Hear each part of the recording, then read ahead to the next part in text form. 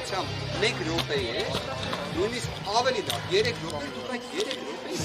բայց Պավլիցի ես ձեր հետ հիմա բանավեճի մեջ չեմ ունենալ կարող եք նաև իսկապես վերագրել ձեզ նաև այն որոշումը որը ներկայացվեց որը հնարավոր է առաջիկայում նաև փոփոխել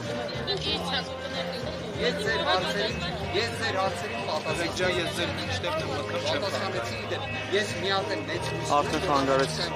ցանկարեք եւ ես ձեզ առնվազն 5-6 րոպեի պատերության հյուրընկալում կանեմ իմ աշխատասենյակում այնպես ինչպես իրականացրել եք դատակազմության հետ հենց ինձ էլ կարող եք զանգահարել Ես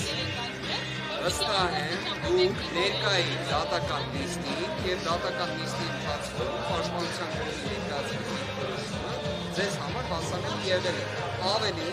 ես ինչպես ծրեցի առաջիկայում նշված հարցի վերաբերյալ փոփոխություն կլինի այլ որոշում եւս կներկայացվի Ես առնվազն իսկապես մշտապես կարևոր եմ հրապարակայնության սկզբունքը եւ այդ իսկ պատճառով դատական նիստի ուղղություն եմ խնդրել զանգվածային լրատվության միջոցների ներկայացուցիչներից ինչ որ իմաստով կարող եք դա նաեւ վերագրել ձեզ եւս հասցեագրված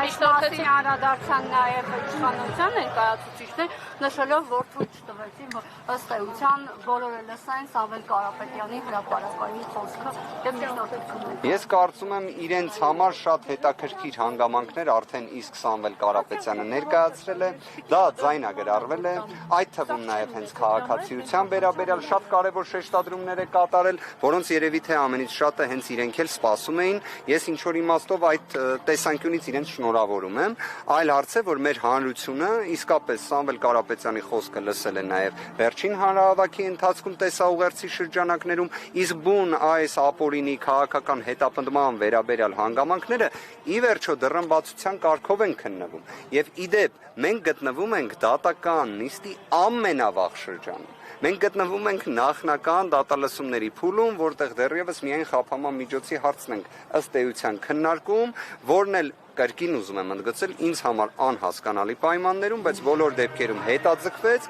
շարունակվելու է ամսի 17-ին, եկեք ամսի 17-ին էլ կտեսնենք զարգացումները։ Բայց մի հանգամանք էլի բոլոր դեպքերում նշեմ։ Ինչն է կարևոր, ես ինչի համար եմ մտահոգությունս արտահայտում, զայրույթս արտահայտում կամ զարմանքս արտահայտում։ Մեզ համար էական նշանակություն ունի նույնիսկ 1 ժամը, որ խափանման միջոցը փոխվի։ Որովհետև այդ 1 ժամը կարող է ծառայել քաղաքական գործընթացներին պատշաճ մասնակցության համար։ Նույնիսկ այդ 1 ժամը, եւ մենք փաստացի 2 օրից զրկվել ենք արդեն, որի համաչափությունը, ողջամտությունը, անհրաժեշտությունը չեմ կարողանում ընդունել։ Դա պարոն Մարտիրոսյան խափանման միջոցի փոփոխման հարցի քննությունը դեռևս չի ավարտվել, բայց ձեզանից առաջելուտ ունեցած փաստաբանները միջնորդություն են փոփոխել, վերացնել։ Դուք ինչ խափանման միջոց եք ցանկանում որպեսզի ընտրվի, առհասարակ եթե չվերացվի, խափանման միջոց կարող է ընտրվել։ Այս դեպքում ես կառաջարկեմ, որ սպասեք ամսի 17-ին, հույս ունեմ, որ ներկա կգտնվեք դատական նիստին, կլսեք իմ կողմից ներկայացվող միջնորդությունը, առնվազն 1 հանգամանքը գաղտնազերծեմ կամ բացահայտեմ, տնային կալանքը պետք է վերացվի։ Չի կարող տնային կալանքը լինել ողջամիտ։ Մի գաղտնիք էլ ձեզ բացեմ, 2026 թվականի մարտի 14-ի դատական ակտում նախագահության Վարդգես Ստեփանյանի կրկին հակակոռուպցիոն դատարանի ուղիղ արձանագրվել էր 1 հանգամանք, թե ինչի համար է տնային կալանքը 1 ամսով երկարաձգվում։ Իդեպ կարող ենք նաև խնդրել մեր գործընկերները այդ նույն հարցը ուղղեն օրինակ Դատախազ Դալաքյանին, ով նշված դատական ակտը չի բողոքարկել։ Եվ այսօր դատական նիստի ընթացքում միջնորդում է 3 ամսով երկարաձգել տնային կալանքը։ Դատարանը նշել էր 1 հանգամանք, ասել էր, քանի որ դեռ ակտիվ վարույթային գործողություններ պետք է կատարվի։ Այդ իսկ պատճառով ու հատուկ ընդգծել է նաև նախաքննության հանգամանքից ելնելով, որ գործը դեռևս գտնվում է նախաքննության փուլում, 1 ամսով երկարաձգվում է։ Դատախազը այդ դիրքորոշումը դատարանը չի բողոքարկել։ 1 ամիս առաջ համաձայն է եղել, հիմա համաձայն չէ։ Համաձայն եղել մի ամիս առաջ։ Այսինքն Դալաքյանը համաձայն էր, որ 1 ամսով երկարաձգվի բացառապես այն հիմքով, որ դեռ նախաքննության ընթացքում պետք է գործողություններ կատարվեն, այդ պատճառաբանության հետ համաձայնվել է, դրան հաջորդել է ինչ, հա, նախաքննության ավարտ, ակտիվ գործողությունների բացակայություն, իրենց կողմից իբրև մեղադրական եզրակացության հաստատում, որի վերաբերյալ մոտ 5-6 րոպե նաև ներկայացրել էր հրապարակայնորեն նաև հանրայինի եթերում, ու հատկապես հանրայինի եթերում, բայց հիմա էլ գալիս է եւ ներկայացնում է դիրքորոշում, որ 3 ամսով երկարաձգվի տնային կալանքը։ Ես իսկապես ուզում եմ հասկանալ, որտեղ կարող է լինել ողջամտությունը։ Իրեւ դրա պատասխանը ես դատական նիստի ընթացքում տվել եմ։ Պարոն Դալաքյանը չի հանդիսանում անկողմնակալ դատախազ։ Պարոն Վարդան, հենց 3 ամսով դատախազը առաջարկեց երկարաձգել, եթե օրինակ